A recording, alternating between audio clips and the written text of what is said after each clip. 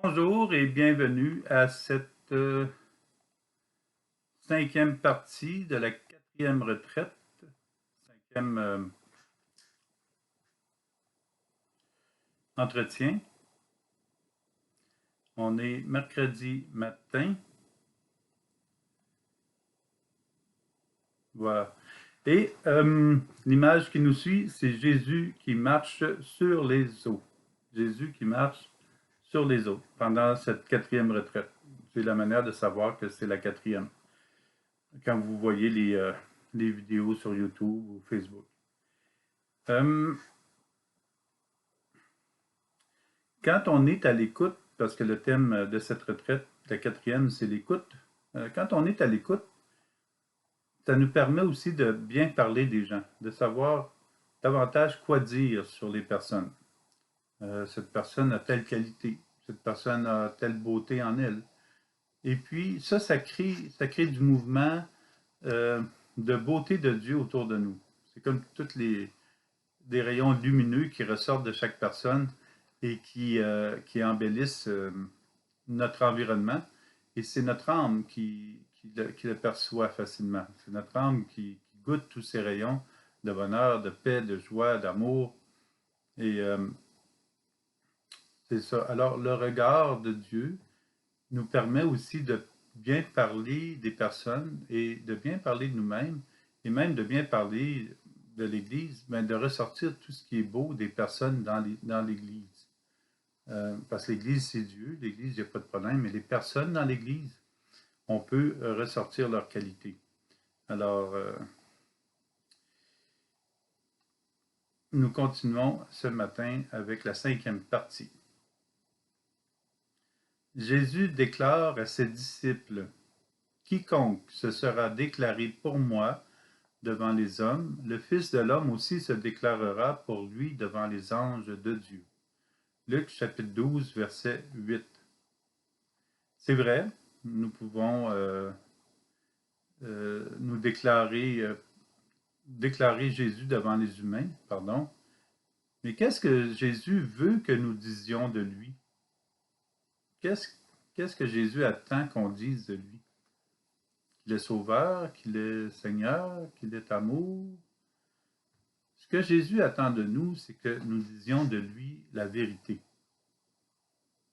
Mais qu'est-ce que la vérité pour nous? Là, c'est quand même délicat. Pour parler de Jésus ou d'une personne, passons du temps avec lui. Parlons ensemble. Partageons ensemble. Nous pouvons aussi lire ce qui se dit sur lui, ce qui se dit de lui. Entrons en communion et en communication avec lui. Osons surtout la conversion de notre cœur à son cœur. Surtout si nous voulons parler de Jésus, assurons-nous bien de bien nous connaître aussi. Si on veut parler de quelqu'un dans la vérité, on doit aussi apprendre à se connaître, car une personne qui n'a pas pris le temps d'être à l'écoute de sa propre vie, de son cœur, va difficilement mettre en perspective la réalité de l'autre, va difficilement saisir la réalité de l'autre, tout spécialement celle de Jésus. Ça, c'est vraiment un travail de tous les jours, d'apprendre à nous découvrir et nous connaître dans la réalité et la vérité. Alors, qui est Jésus? Dans les évangiles, il y a beaucoup d'informations au sujet de Jésus. Dans l'Ancien Testament, on présentait le Messie qui venait. Dans les évangiles, Jésus a parcouru notre histoire. Sa présence au cœur de notre histoire s'inscrit particulièrement dans l'histoire de son temps à lui, de l'an 0. Aujourd'hui, nous sommes en 2021. Il est juif, il est entouré de personnes qui témoignent de sa présence. Il y a des bibliothèques garnies de livres à son sujet. de tout ce que nous pouvons lire sur Jésus et pour bien discerner comment il est réellement, demandons à la personne qui le connaît bien, de nous renseigner. Nous voulons alors l'esprit de vérité. Seul l'Esprit Saint et le Père connaissent véritablement Jésus. Et c'est bien sûr que Jésus se connaît bien lui aussi. Mais comment saisir l'Esprit Saint si nous ne le voyons pas?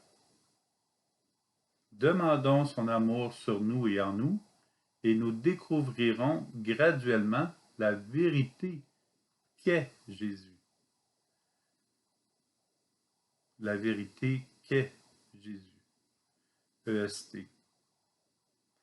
Plus nous développerons notre relation à Jésus, plus nous allons le connaître.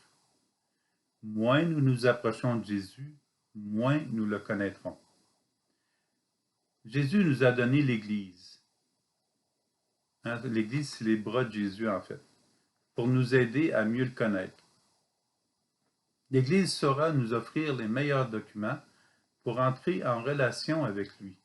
Cependant, notre accueil de l'Église universelle et de la Trinité sera nécessaire.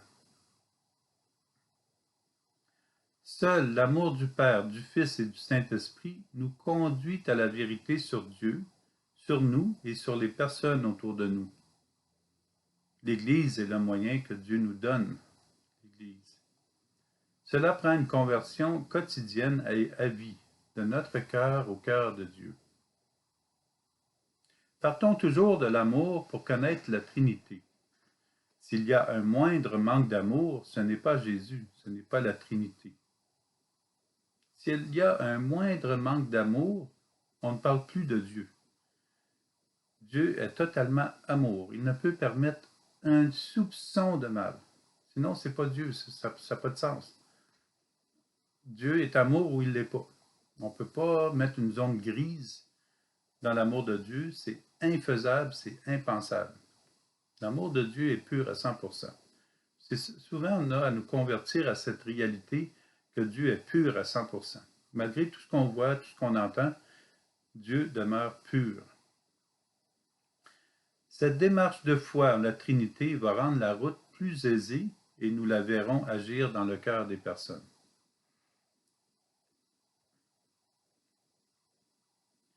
Être à l'écoute de nous-mêmes va nous aider grandement. Nous offrir un peu de temps pour vérifier notre intérieur, pour nous éviter bien des situations désagréables. Prendre le temps de regarder le film de notre journée sera le meilleur film que nous pourrons voir chaque soir et à vie, pour nous connaître. Il n'y a pas plus réalité que le déroulement de notre vie. Il nous enseignera beaucoup sur nos pensées, nos attitudes et nos gestes. Apprécions ces instants qui nous permettent de nous connaître, de nous ajuster, et cette pratique nous aidera à mieux continuer sur la route, à vivre heureux. Lorsque nous nous couchons le soir ou juste avant, nous pouvons vérifier comment notre journée s'est déroulée. Qui avons-nous rencontré pendant la journée?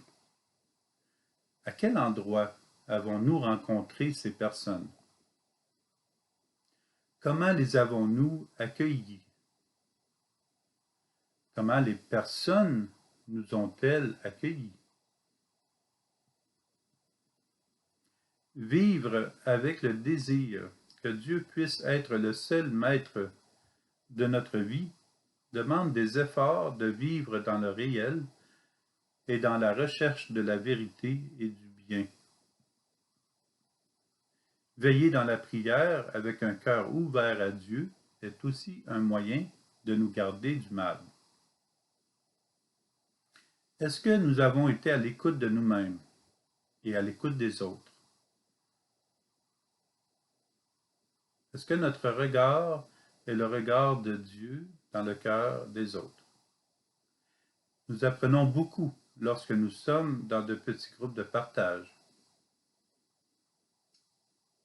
sur des sujets de foi, d'espérance, de charité, d'échange sur la parole de Dieu, de prière. Est-ce que nous avons remis au Seigneur ce qui ne semble pas aller, le négatif que nous avons entendu ou vu, par exemple? Est-ce que nous avons essuyé la peine et les pleurs de la personne qui s'est confiée? Est-ce que pendant la journée, nous avons remis la détresse, l'angoisse de certaines personnes, de le remettre à Jésus? Sommes-nous demeurés calmes et avons-nous dédramatisé les situations pénibles que nous voyons, mais peut-être aussi les situations pénibles dans notre vie? Devenons-nous des instruments de paix pour les autres, mais aussi pour nous? Ce sont quelques questions qui peuvent aider à nous améliorer et à faire le ménage dans nos pensées et dans notre mémoire. Surtout, nous sommes invités à tout remettre à Jésus. Il est le seul qui peut dégager notre être de tout ce qui est négatif, de la tristesse, de la peine. Devenons ainsi amis avec nous-mêmes. Engageons-nous dans la joie, l'espérance, la paix. Devenons amis avec nous-mêmes. Apprenons à reconnaître les beautés de Dieu en nous, à voir les réalités de Dieu en nous. Plaçons-nous toujours sous l'amour de Dieu et nous verrons que nous avons encore beaucoup à découvrir peu à peu en respectant nos limites. Respectons l'itinéraire de notre croisière, l'itinéraire de notre cheminement vers la vie éternelle. Offrons une joie et une peine à Jésus et croyons qu'il va se réjouir de la joie avec nous, et pour ce qui est de la peine, il va l'enlever, nous libérer, afin que nous puissions avancer de plus en plus librement avec lui, vers lui. Préparons notre cœur à la présence de Jésus. Jésus est présent en ce moment. Parlons-lui de cœur à cœur librement.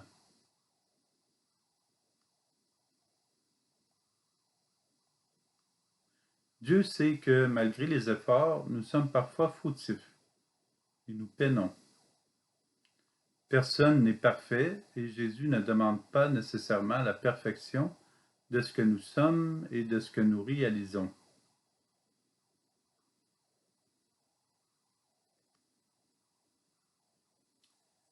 Acceptons de ne pas être parfaits. Nous faisons des fautes, nous péchons.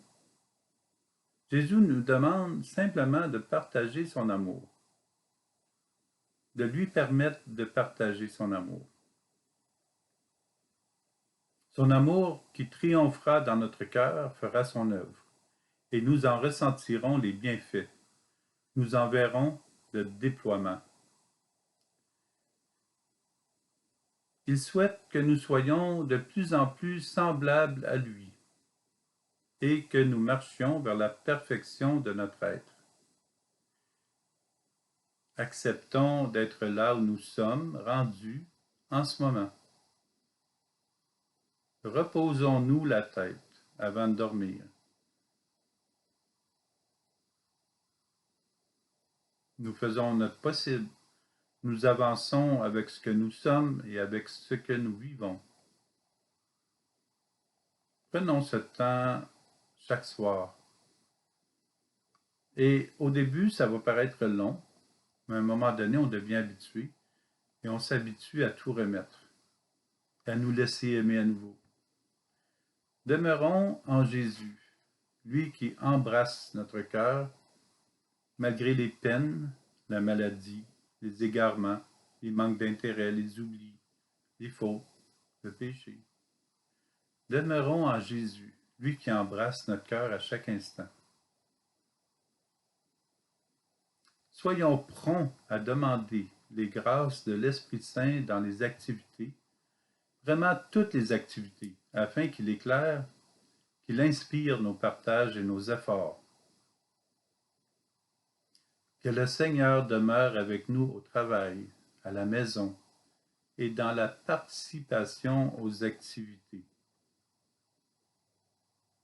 Prions partout où nous le pouvons et si possible à chaque instant. Et si on ne peut pas prier comme des phrases, là, ben on peut reconnaître que Dieu est là avec nous en ce moment. C'est une prière. Quand on recherche le bien, le beau, la beauté de Dieu dans les cœurs, c'est une prière.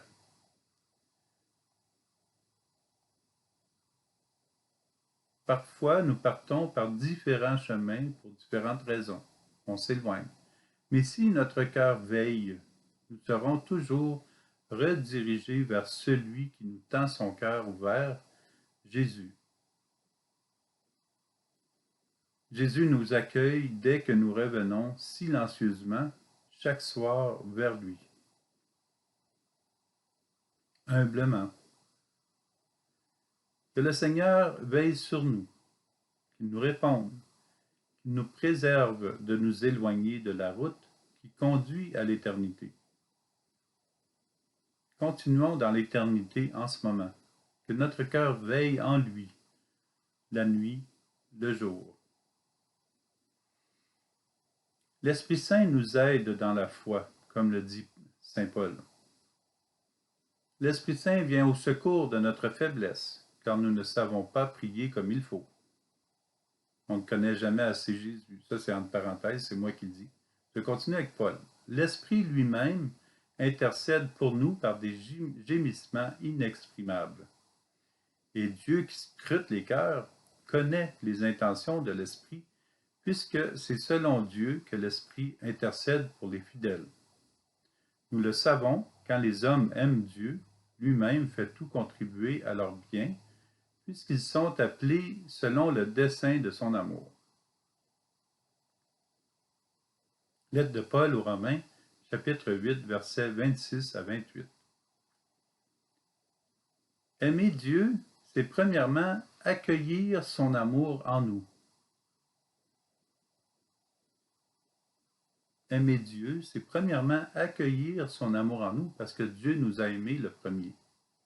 Paul nous dit qu'il y a une réalité que nous allons vivre, que nous connaissions le Christ ou non. Il passe ce monde tel que nous le voyons.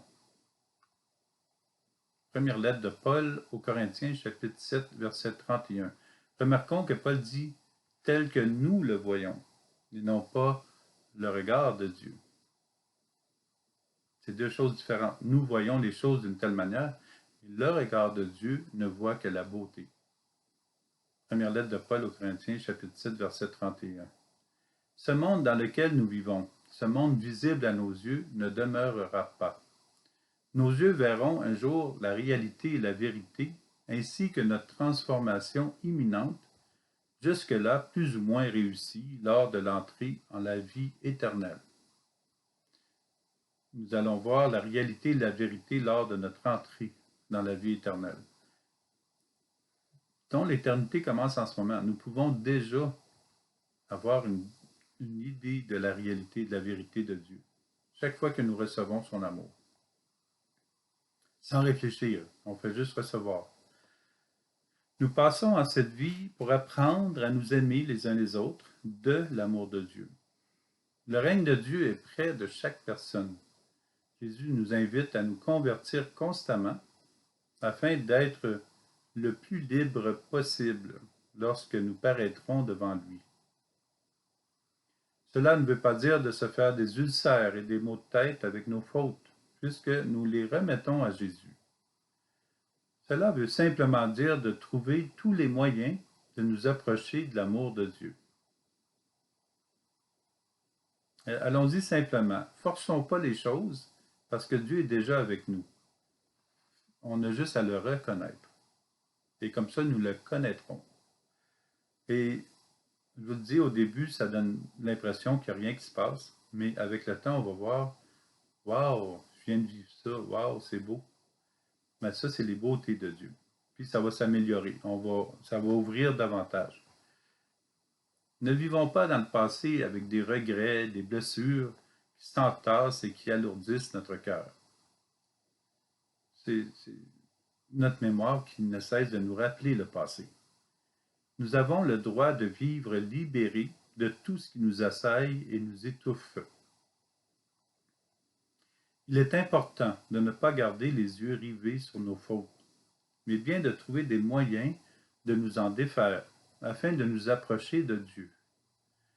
Demandons à l'Esprit Saint de nous aider à trouver des solutions, puis continuons de développer la foi reçue du Seigneur en nous laissant guérir par Jésus.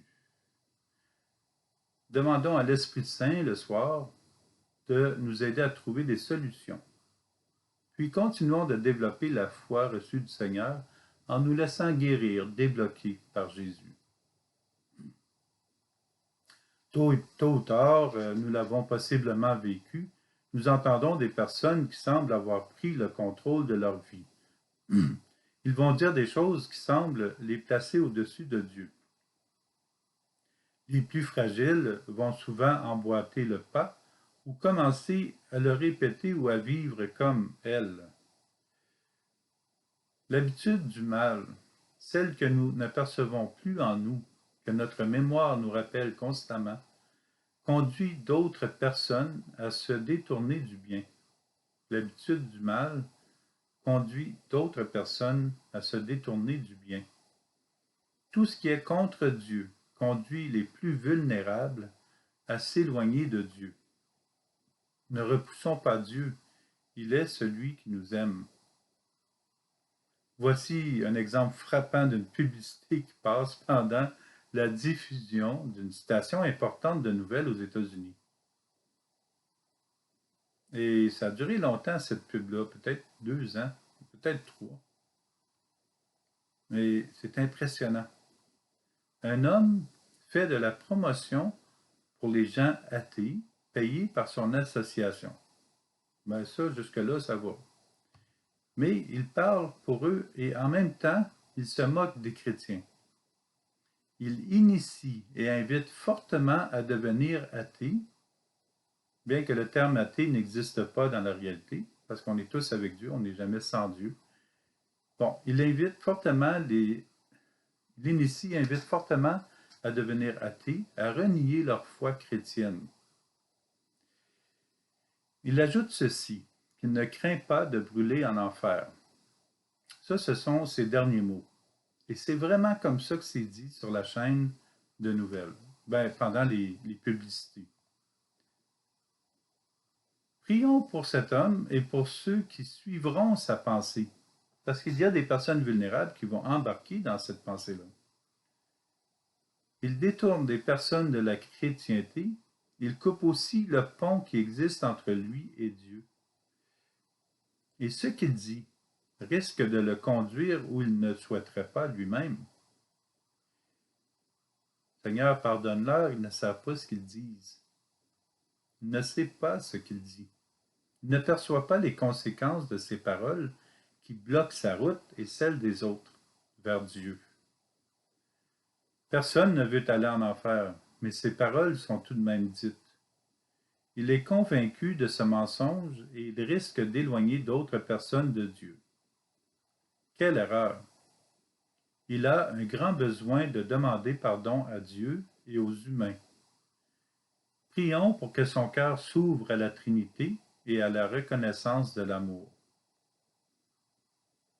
Que son cœur s'ouvre à la Trinité et à la reconnaissance de l'amour de Dieu en lui, qui est comme camouflé, embourbé d'un mal qui cherche à l'éloigner de Dieu et qui cherche à éloigner les autres de Dieu.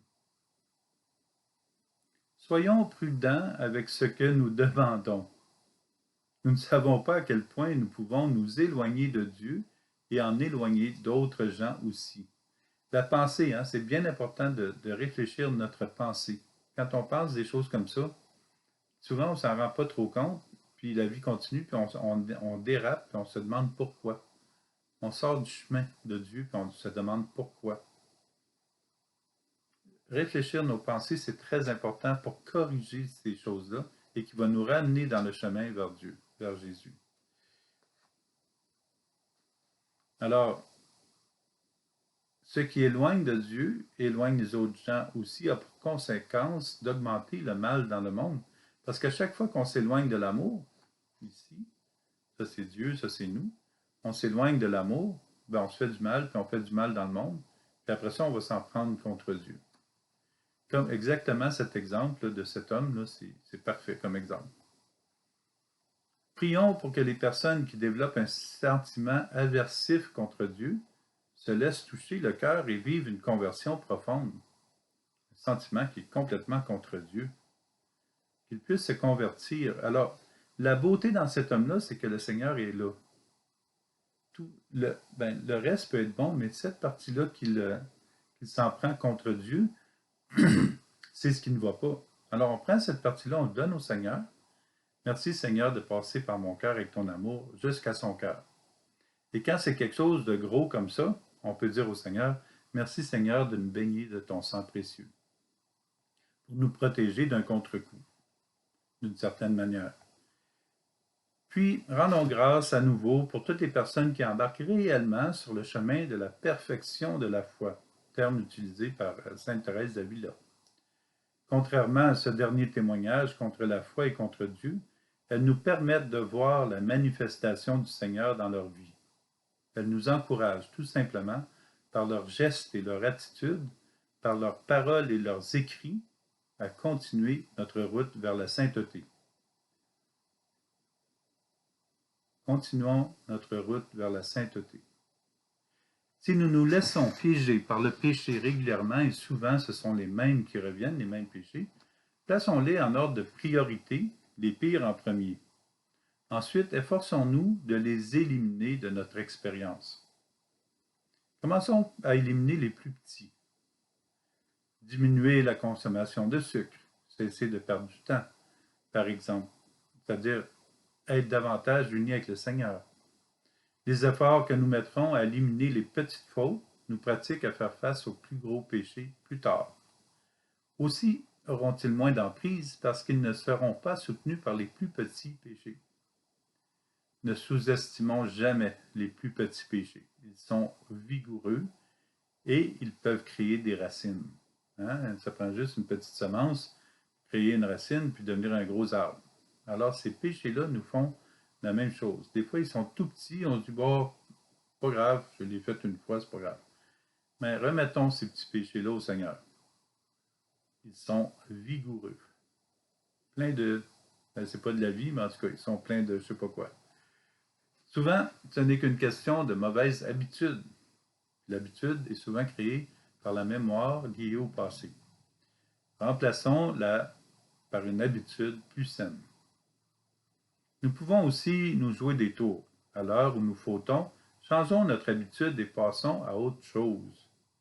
Si c'est la boisson qui est remplie de sucre, par exemple, coupons le rythme et la quantité avec une autre boisson plus saine qui éventuellement la remplacera. Ce sont des idées. Vous pouvez trouver des idées qui vous conviennent mieux. Nous proposons surtout d'être créatifs afin d'éliminer le plus possible ce qui peut nous tenir éloignés de la conversion de Jésus, pour ensuite nous tenir éloignés des autres attaches malsaines. Ce sont des moyens de nous rapprocher de Dieu. Et pour la foi, pour l'amour, remplaçons le mal par une habitude plus sainte, plus saine. Donc, la beauté, c'est aussi de voir la beauté de Dieu en nous, c'est aussi pour nous aider au lieu de prendre des boissons sucrées, avoir la beauté d'avoir moins de sucre dans notre corps, parce que le sucre, éventuellement, peut causer de la diabète ou d'autres choses, d'autres problèmes. Alors, la beauté, ici, c'est de boire de l'eau, c'est l'autre extrême, là, mais entre les deux, il y a peut-être une boisson qui a moins de calories, mais qui nous permet et qui va permettre à notre corps de vivre mieux. Alors, c'est de toujours méditer, réfléchir, penser à ce que nous faisons, à ce que nous mangeons, à tout. Le soir, on pense à ça. Puis de le corriger juste dans notre mémoire. Parce qu'après que c'est corrigé dans notre mémoire, nous allons, la mémoire va nous rappeler quelque chose de plus sain, S-A-I-N et S-A-I-N-T. Alors, à chaque fois que nous pouvons nous donner une meilleure idée ou une meilleure suggestion, ben, la mémoire le prend en compte. Et c'est ce qui nous transforme au fil des années. Ça ne veut pas dire que ça arrête du jour au lendemain, mais avec le temps, on s'améliore. Et à un moment donné, on en sort. Tout simplement. Alors voici, c'était ça, la cinquième partie, mercredi matin. Et je vous suggère de continuer à méditer. Profitez-en pour remettre au Seigneur quelques petites difficultés et le remercier pour son amour, pour les beautés du Seigneur en vous, dans vos amis, votre famille, vos amis et dans le monde entier. Et tout ce qui est beau, tout ce qui est bien, tout ce qui est vrai. Toujours méditer là-dessus parce qu'encore là, la mémoire, si on médite toujours sur des choses négatives, si on est toujours contre ah, il fait pas beau ou c'est encore nuageux, bien là, nous méditons juste sur des choses négatives. Alors, quand on dit, bon, c'est nuageux, mais les canards sont heureux, puis les poissons, ils nagent dans l'eau, bien, on voit qu'on passe d'une situation négative à une situation positive. Et juste ça, ça aide à transformer notre manière de penser et de voir pour arriver un jour au regard de Dieu, de voir vraiment la joie, la paix, le chant de l'oiseau et de nous réjouir. Alors, continuons cette méditation, cette belle prière pour permettre au Seigneur de nous dévoiler toutes les beautés que nous avons en nous et dans les personnes autour de nous et qui va nous aider à connaître Jésus davantage. Qui est-il? Et dire la vérité sur lui. Jésus est amour et les beautés de l'amour sont en nous. Au revoir. Bonne après-midi. Bonne suite de matin. On se retrouve après-midi.